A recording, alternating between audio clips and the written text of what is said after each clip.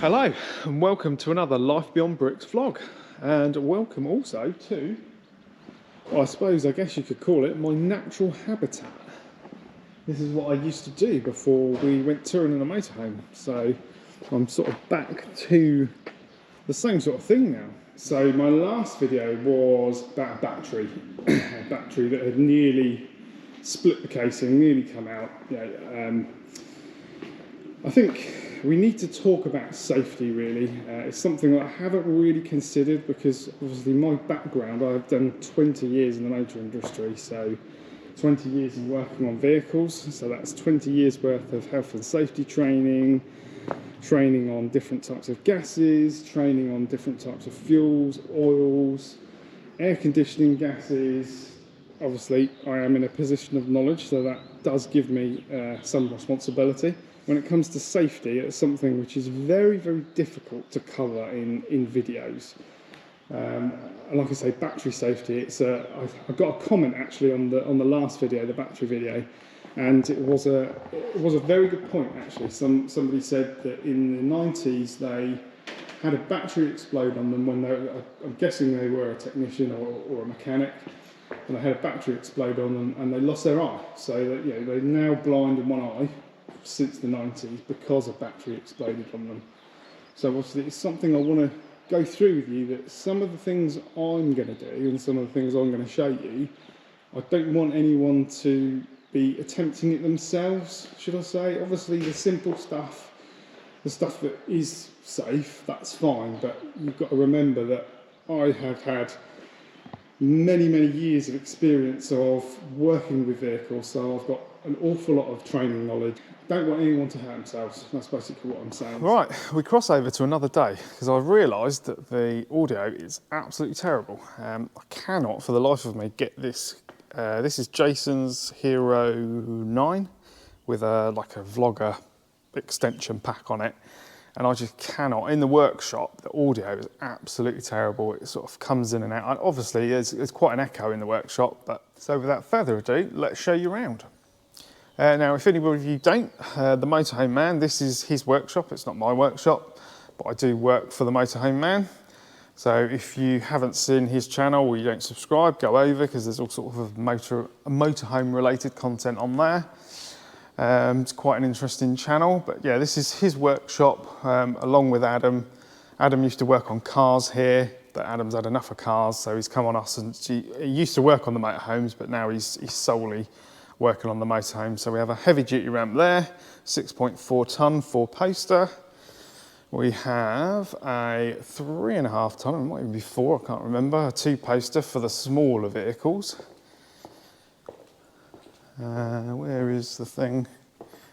The label should be somewhere. Oh, there we go. Oh, yeah, 3.5 tonne. Yeah, it's got a 3.5 tonne here and another 6.4 tonne 4-poster. Now this one's got the extenders on the front, so we can do tag axles as well. So we can get the tag axles on, so you've got the extenders on.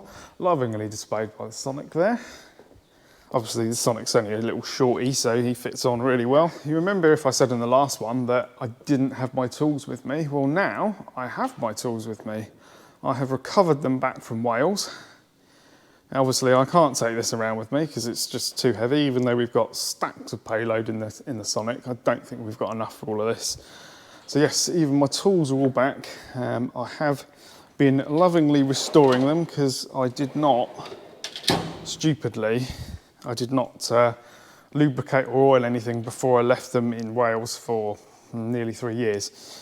So a lot of it's gone rusty, so I've had to do a bit of rejuvenation. So I'll just pop a quick little time lapse and a few little videos of me rejuvenating my tools. So I've got my tools back with me, which is good because it means now I can do all sorts of things. It's a really impressive workshop. I'm you know, quite happy and very happy actually to be back in a workshop after all this time. It's nice to have all the facilities available. At the moment, we're only doing our work and our sales work. In the future, and also customers that have already bought from us, we are doing those as well. So at the moment, we can't really accommodate any extra work because the sales is going sort of so well that we're just struggling to keep up with the volume of the sales at the moment. So, but in the future, there may be some more scope we have with the workshop to do, sort of to branch into the repairs of other people's vehicles as well. But yeah, at the moment, sales stuff is going really well. So we've got a car park full of motorhomes out there that need preparing and also back on the pitch. So yeah. Just thought I'd give you a little tour. So the Sonic is up for, it's had its MOT already, so the Sonic is ready for its service. So I just want to do a few little checks on it. I have actually developed a problem, which I don't know whether it's me that's done it, but it is, if you can tell, it is slightly listing towards the near side front, and I have developed a small leak in the near side front suspension. Probably not the airbag, I think it's the pipework, because I was messing around under here, and since then it's got worse. Yes, so for those of you who are wondering, VB air suspension. Now I love the system; it is absolutely fantastic, and I wouldn't. I haven't really had any issues with it. This is the first time this has happened. I think we had a union come loose on the air suspension. Again, we had a really slow leak. I think one of the unions come loose on that side, I'm pretty sure. Obviously now this side, whatever I've done seems to have made it worse. So I was just going to check for a leak. So this is your emergency inflations. This is actually an optional extra on the system, but I would advise that you go for this. Not that anything goes wrong, but if the compressor stopped working or something like that, something became disconnected, then you can actually manually do the air in the system with these, which is really useful to have. And if you want to, you can customize the levels on the controls as well, but you can also do the levels manually if you ever need to. So that is a really good system, but I wasn't sure whether this was actually leaking, so I've just put some leak detection oil in there. Now, if it was leaking from there, there would be sort of little bubbles coming out, but I can't see anything, so I don't think there was a leak from there.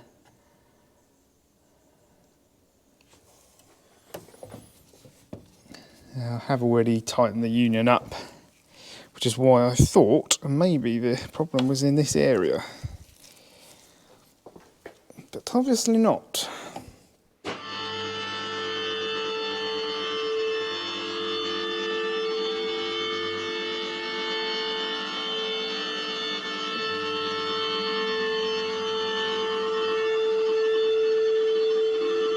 Oh, here we have the beast, that is the 3 litre. Oh, we're all good. No oil leaks, which is a good sign. So yeah, on an inspection, we'd be looking for oil leaks, any sort of oil leaks. There's a tiny little bit of weeping there from the steering rack, but that shouldn't be a problem, just a little bit of light misting. But we'd also be checking the inside of the tyres, make sure there's no splits, no bulges.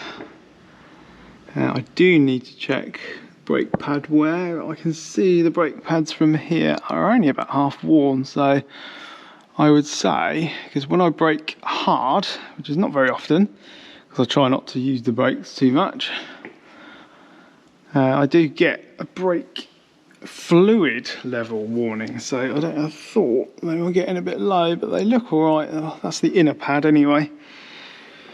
I can see the inner pad. It's just in there. Probably can't see on the camera angle there, but I can see it by eye. A little bit of a lip on the brake discs. Not too much of a problem. But on the servicing, we check all the joints, all these components, make sure there's no wear or anything like that. Fuel tank, no fuel leak, which is good.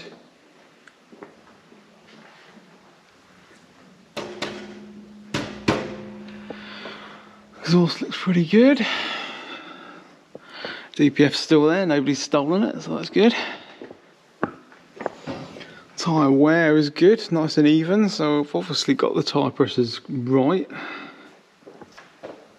which is good to see. A little bit of corrosion there. Could probably do with treating that maybe. Yeah, lots of little jobs, lots of little jobs. Oh, there's a cat jumping down. Obviously you'll notice it is quite a little tiny bit off the ramp, because this is the max width this ramp goes. But we've got 3/4 of the tyre on, and it's equal both sides. So yeah, it's just because the rear track on these is wider than the front. They do that for stability. It's quite small, isn't it? Quite lightweight. This is probably why they do give you 150 kilo maximum rating of the garage. Some you see are an awful lot stronger than this, but yeah, this one is quite sort of lightweight.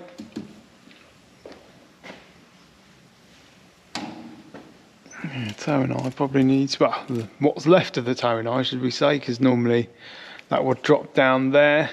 But of course you've got the chassis extension in the way of that, so they've had to cut that off at when they fabricated, when they actually made the vehicle, when the coach builders made the vehicle. Yeah, normally you'd have the rest of the leaf spring mount here, but obviously we've got air suspension on ours, so we've got like the half of the leaf spring, the rest of it is on the airbags. So normally you'd have a leaf spring there. Doing a quick check really before I actually do the service, because I will end up doing a full service on this, but I just want to get sort of a head start, have a little look underneath first, see what I need. Obviously I want to see if I can treat that a little bit with rust, a little bit of rust that's coming through, just a little bit of surface rust to be honest, but there's little bits of surface rust that I probably want to do anyway, just to keep it good. It's probably getting quite late in the day now, so I probably need to think about packing up and going home. Well, I am home, but moving this somewhere else. Yeah, hopefully this one hasn't been too boring for you. Just going to finish these off and then get going, I think, because it's nearly the end of the day. And it's a Saturday, so I'm effectively working probably all weekend, because the Adria needs a clean and it's raining tomorrow, so it's probably the best time to clean it. So I've probably got that to do tomorrow as well. Bye.